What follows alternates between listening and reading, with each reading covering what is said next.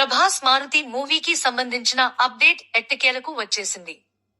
ప్రభాస్ ఏంటి మారుతి లాంటి దర్శకుడితో సినిమా ఏంటి అని మొదట్లో అందరూ విమర్శించారు. కానీ మారుతి మాత్రమే ఆ వింటేజ్ ప్రభాస్ ను చూపిస్తున్నాడని అందరికీ అర్థమైంది. ప్రభాస్ ప్రస్తుతం అంతా కూడా పాన్ ఇండియన్ డైరెక్టర్లు, పెద్ద డైరెక్టర్లతోనే సినిమాలు తీస్తున్నాడు. అలాంటి ప్రభాస్ మారుతికి ఛాన్స్ ఇచ్చాడని తెలియడంతోనే అభిమానులు భగ్గుమన్నారు. ఎందుకు ఇలా చేస్తున్నావ్ అన్నా అంటూ వాపోయారు. మారుతికి ట్విట్టర్లో నేరుగానే వార్నింగ్ ఇచ్చారు. ఏదైనా తేడా కొడితే మాత్రం మామూలుగా ఉండదని హెచ్చరించారు. అయితే ఈ మూవీ సెట్స్ నుంచి వర్కింగ్ స్టిల్స్ లీక్ అవ్వడంతో ప్రభాస్ లుక్ బయటకు వచ్చింది. అందులో ప్రభాస్ లుక్ చూసి అంతా ఫిదా అయ్యారు.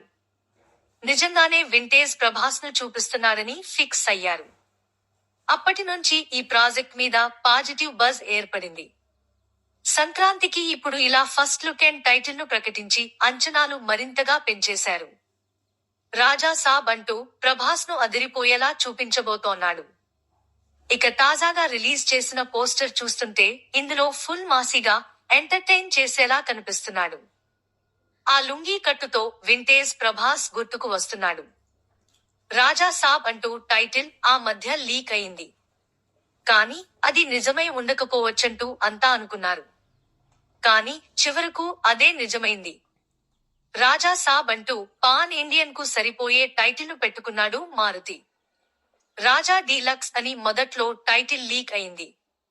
కానీ అది అంతగా సెట్ అవ్వదని చిత్రయూనిట్ భావించినట్టుగా ఉంది.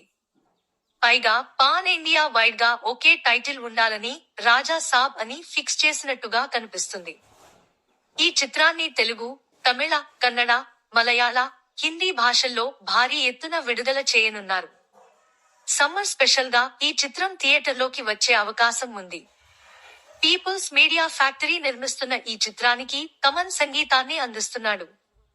ఈ మూవీలో మాళవిక మోహనంతో పాటుగా మరో 2 భామలు నటిస్తున్నారని తెలుస్తోంది.